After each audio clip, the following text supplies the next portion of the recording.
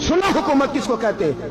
हजरत उमर गुजर रहे, फजर की नमाज के बाद 2 गलियां रह गई हैं, आज पूरा नहीं हो सका आपका दौरा। एक छप्पर है छोटा सा, बूढ़ी अम्मा बैठी है, उमर फारूक गुजरने लगे, बूढ़ी को परेशान देखा, अम्मा जी इजाजत हो तो अंदर आ जाऊं?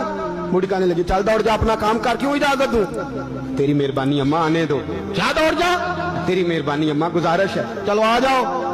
अंदर आ गए उमर फारूक, अम्मा क्या परेशानी है, क्या बात? अम्मा कहने लगी खामद इंतकाल कर गया, औलाद अल्लाह ने दी कोई नहीं, मैं गरीब हूँ, 3 दिन से रोटी नहीं खाई, 25 दिनार का कर्जा चढ़ गया है, मुझे उमर फारूक से बड़ी शिकायत है। उसने मेरा हाल ही नहीं पूछा, कहने लगे शिकवा है, उमर आया ही नहीं। तो उमर कहने लगे अम्मा उमर को क्या पता कि तू इस हाल में है? कहती है नहीं पता उमर को, तो उमर से कहो छोड़ दे हुकूमत, उसके हवाले करे जो खबर रख सकता है। हजरत सैयदना नाफे फरमाते हैं जिसके सामने किसरा और रूम के बादशाह कांपा करते थे, मैंने उस उमर को बूढ़ी अम्मा के सामने कांपते हुए देखा।